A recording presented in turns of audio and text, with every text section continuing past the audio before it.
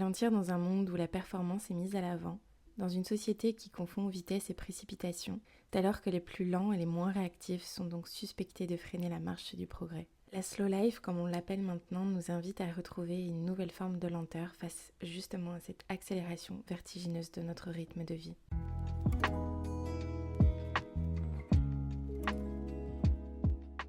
Bonjour à tous et bienvenue dans ce nouvel épisode de podcast solo où je suis ravie de pouvoir vous parler de lenteur, de slow life, un sujet qui me tient particulièrement à cœur comme vous le savez, surtout depuis ces derniers mois où j'ai pu expérimenter le fait de ralentir. Malheureusement pas forcément de mon propre gré puisqu'il y a des choses, des événements qui font que des fois la vie vous oblige et vous bouscule justement à ralentir pour des raisons de santé ou pour d'autres raisons. Mais dans un sens, encore une fois, rien n'arrive par hasard. Et justement, par cet épisode, je voulais qu'on puisse normaliser le fait de ralentir, normaliser le fait que cette forme de lenteur peut aussi nous permettre de récupérer, de guérir et finalement d'être plus productif, puisque notre corps aura pu récupérer et de pouvoir avoir toutes ses ressources et ses capacités. En fait, le fait de ralentir maintenant est devenu quand même quelque chose d'assez omniprésent. Je suis ravie de pouvoir voir qu'on en parle un petit peu plus, que ça soit sur les réseaux ou même autour de nous. Je pense qu'on a tous des personnes dans notre entourage qui ont un jour expérimenté justement le fait de ralentir, que ça soit choisi ou non. Mais on a toujours eu cette expérience qui nous a permis de nous montrer à quel point il était essentiel par moment d'avoir des phases de récupération, d'avoir des phases actives et d'avoir des phases où justement on peut ralentir. L'ensemble fonctionne mieux finalement, c'est toujours la même chose, c'est toujours trouver un équilibre là-dedans. Mais je voulais quand même vous montrer à quel point il y a énormément de bienfaits au fait de ralentir, comme par exemple, comme on se le disait, avoir une bonne récupération au niveau de la fatigue, au niveau des ressources physiques et intellectuelles. On peut aussi ressentir une meilleure digestion. On peut ressentir le fait d'avoir une meilleure respiration, plus calme et aussi plus abdominale. Donc forcément, quand on respire plus avec le ventre, on est amené à être plus serein. On est vraiment dans de la respiration consciente et lente qui vient détendre tout le corps et tous les muscles. Ça permet aussi, du coup, dans un autre temps, d'être plus qualitatif parce qu'on profite plus et on cultive plus le moment présent. Donc quand on est ensuite dans des phases actives, on est plus performant, on est plus productif. Et ça, c'est vrai qu'on ne s'en rend pas forcément compte. On est dans une société, dans un monde qui prône le fait d'être dans l'action, qui prône le fait d'être toujours dans le plus, que ça soit dans le plus de consommer, que ça soit dans le plus de faire des actions, de faire. On a même parfois l'impression d'avoir des injonctions entre le fait de « il faut, je dois absolument faire ci, faire ça ». Encore plus quand on a une famille, quand on a des impératifs, je dis pas le contraire, loin de là. Je dis pas que ralentir est chose facile, mais de toute manière, il y a un moment donné où on finit par lâcher, où le corps finit aussi par faire un genre de shutdown. Et c'est là où on est amené peut-être à expérimenter le burn-out, à expérimenter des maladies comme la dépression, etc. Parce que la dépression, c'est quoi ? C'est la dépression, je pense que vous l'avez déjà vu, c'est le corps qui dépressurise justement le fait d'avoir à un moment donné trop pris sur lui et finit par exploser. C'est comme une sorte de cocotte minute. Donc même quand on est dans notre rythme de vie effréné, avec une vie de famille, un travail ou peu importe votre vie, qu'elle soit effrénée avec famille ou non, et ben à un moment donné, si vous ne le faites pas de vous-même, c'est le corps qui vous le rappelle, il vous envoie des signaux d'alarme, ou alors c'est la vie aussi qui vous met certains obstacles sur votre chemin pour vous permettre de ralentir. Donc quoi qu'il arrive, même si c'est chose facile ou pas, même si c'est choisi ou non, à un moment donné, je pense que tous, vraiment tous dans notre vie, on expérimentera cette forme de lenteur. C'est pour ça que le mieux forcément, comme dans tout, c'est d'y trouver un équilibre entre ces phases actives, ces phases de lenteur. Et vous bénéficierez du meilleur allié contre le stress en faisant ça, et vous verrez aussi au fur et à mesure que ça permettra de diminuer votre charge mentale. Et cet épisode était aussi important pour moi de le faire maintenant, puisque j'en profite également pour vous dire, je fais un aparté dans l'épisode, pour vous dire que le podcast donc aura une pause estivale.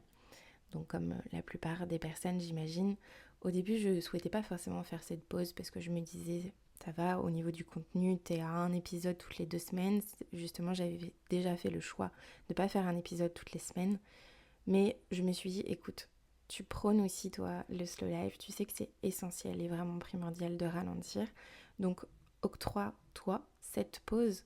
Autorise-toi à ralentir, autorise-toi à ne pas tout le temps performer, à vouloir être dans l'action aussi, même si, encore une fois, c'est un domaine que j'adore, c'est vraiment une création de contenu que j'aime le plus, qui me passionne et qui me fait vibrer le plus. Et c'est vrai que si je devais choisir qu'une seule plateforme de création de contenu, ça serait le podcast. Donc il y avait cette partie de moi qui me disait, écoute, tu pourras le faire. De toute façon, je vais être amenée à avoir qu'une seule semaine de vacances, ce qui est déjà bien et ce qui est déjà mieux que les personnes qui n'en ont pas du tout. Mais si en plus de ça, je me laisse quand même pas le temps de pouvoir ralentir sur cette pause-là, en faisant quand même mon travail en parallèle, je trouvais ça dommage de me dire, écoute, la période est propice pour, fais-le, et justement incarne aussi ce que tu prônes et ce que tu prodigues comme conseil. Donc voilà, tout ça pour vous dire qu'après cet épisode, le podcast sera en pause pendant tout le mois d'août, la fin juillet, août, un bon mois, une semaine, et je reprendrai à partir de septembre à la rentrée.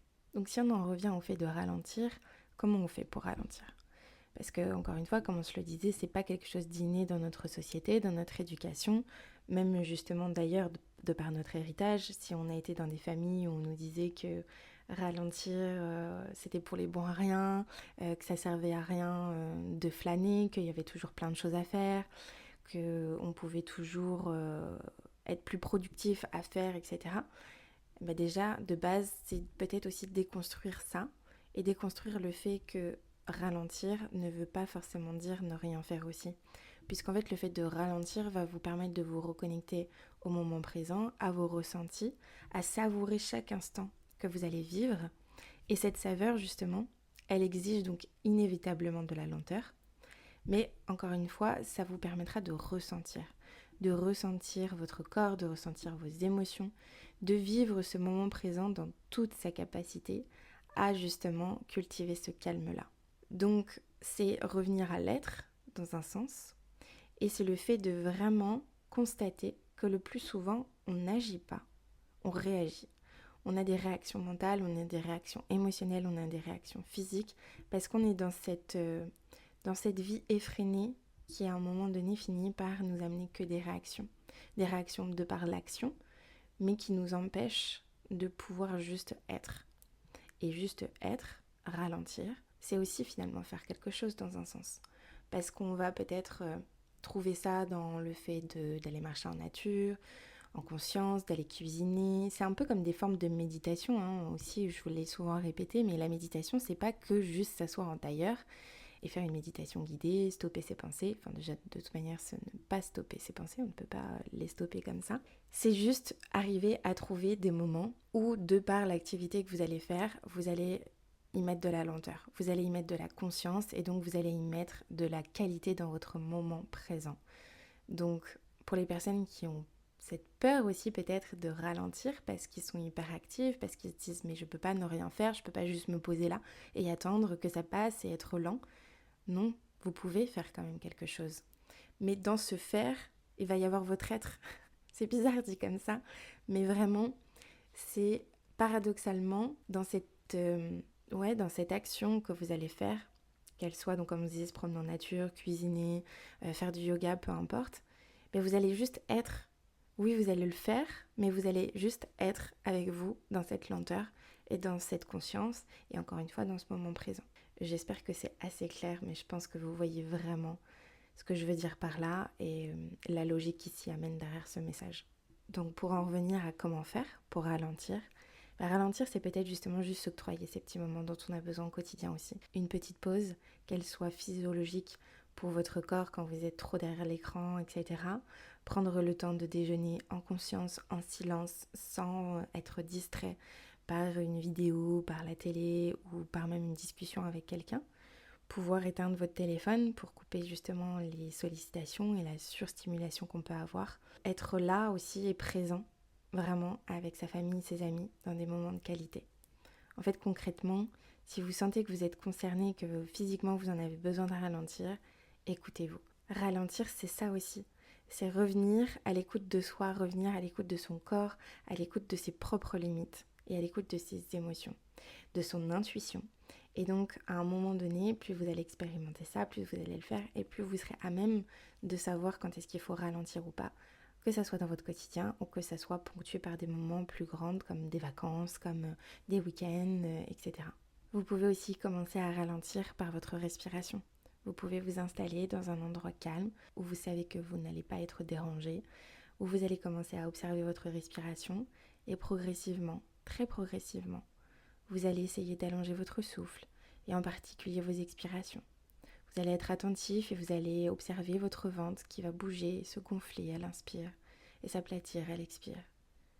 Et vous allez voir au fur et à mesure la détente et le calme que ça vous procure à l'intérieur de votre corps. Et ça peut juste être des grandes inspirations, des moments de calme de 1 à 2 minutes, de 5 minutes. Vous pouvez aussi très bien faire de la cohérence cardiaque. Il existe plein d'applications maintenant. Moi, par exemple, j'utilise l'application qui s'appelle Respire. Et vous pouvez vous mettre des rappels pour faire votre cohérence le matin, le midi, le soir, peu importe, une fois par jour déjà. C'est très bien. Vous pouvez prendre le temps. Alors oui, bien évidemment, encore une fois, il faut trouver du temps. Il faut vous permettre de souffler. Vous pouvez très bien vous mettre ce bloc de temps dans votre agenda. Si ce n'est pas forcément simple pour vous, au moins ça le sera affiché dans votre planning et ça sera comme un moment non négligeable pour vous, comme un impératif, mais un bon impératif du coup, qui aura son bon sens puisque ça sera pour vous le moment de faire votre pause et de ralentir dans votre journée. Et vous verrez que ça sera tellement bénéfique pour votre charge mentale, votre stress, vos angoisses, etc. Vous pouvez aussi muscler votre attention. Muscler l'attention, ça se travaille. Et c'est vrai qu'aujourd'hui, de par les réseaux sociaux, on est amené à cette fast life, à cette obésité aussi d'informations, où du coup, on en a toujours plus, on scrolle, on continue de scroller, les vidéos sont de plus en plus courtes et finalement, on finit par vraiment ne plus avoir cette attention. Donc ça peut aussi se travailler par le fait de ralentir, de ramener la créativité dans ces moments de pause, de continuer à méditer, comme je vous l'ai dit, peu importe la méditation que vous choisissez, de réussir à focaliser en fait votre attention et de rester connecté et concentré à chaque fois un peu plus longtemps. Par exemple, vous pouvez aussi pratiquer le yoga.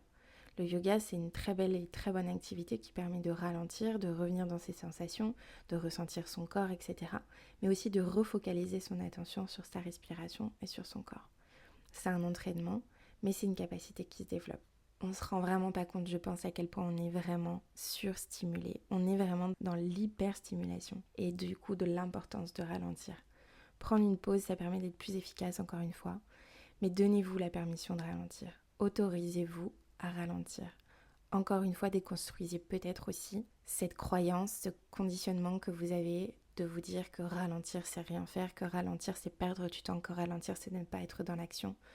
Puisque ralentir, quoi qu'il arrive, même si vous ne le verrez pas sur le moment, et encore, j'en doute, parce que vous verrez sur le moment déjà à quel point ça vous apporte du calme et de la sérénité, mais aussi l'après, ce que ça vous apportera sur la longue durée, ce que vous apportera dans la productivité, dans votre travail, dans votre quotidien, les relations aussi, la sérénité, tout ceci, vous le verrez au fur et à mesure. Pour finir cet épisode également, j'ai une petite recommandation, c'est le livre de Carl Honoré, je ne sais pas si vous connaissez, que je vous invite grandement à lire, qui s'appelle Éloge de la lenteur. Vous y apprendrez peut-être pas plus de choses que vous ne savez déjà sur la slow life et sur le fait de ralentir, parce qu'encore une fois, il y a beaucoup de choses là-dessus, sur Internet, sur les réseaux sociaux, mais ça peut vous permettre de ralentir en lisant ce livre-là, et aussi de cultiver ces moments où vous allez pouvoir vous rendre compte, de par le livre et de par le fait de prendre ce temps-là pour vous, que des fois on n'a pas besoin d'être toujours dans cette vie effrénée, qu'on n'a pas toujours besoin d'être pressé,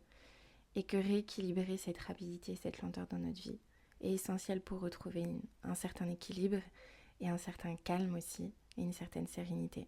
Voilà, donc je ne peux que vous conseiller de lire ce livre si vous voulez vous intéresser un petit peu plus sur le sujet. Il en existe d'autres bien évidemment dans la matière, mais je le trouve très simple et ludique à lire. Vous n'hésiterez pas en tout cas à me donner vos retours ou également à me partager d'autres livres sur le sujet. Si vous voulez qu'on discute de ça, c'est avec grand plaisir également. Vous savez à quel point ce sont des sujets qui moi me passionnent et qui me permettent encore plus d'apprendre sur moi-même et de toujours dans cette connaissance de soi et d'avoir des pistes d'exploration sur soi. Donc ne négligez pas ces moments-là, ne négligez pas ces temps-là où vous allez pouvoir ralentir, où vous allez pouvoir être avec vous-même et où vous allez tout simplement pouvoir prendre soin de vous, prendre soin de ces moments de qualité, que ça soit seul ou entouré, et également prendre soin de ces moments présents, tout simplement. Voilà, j'espère que cet épisode vous aura plu, aura résonné en vous, comme d'habitude. N'hésitez vraiment pas à me faire votre retour. Je vous souhaite du coup de très belles vacances pour ceux qui en prennent, courage pour ceux qui n'en auront pas, et surtout justement ne négligez encore moins ces moments-là de pause et de ralentissement pour vous. N'hésitez pas également à partager le podcast autour de vous, à liker, à commenter, à mettre des étoiles, ça permet vraiment de soutenir le podcast gratuitement. Donc merci à vous en tout cas pour votre soutien. Prenez bien soin de vous et je vous donne rendez-vous à la rentrée pour de nouveaux épisodes de podcast.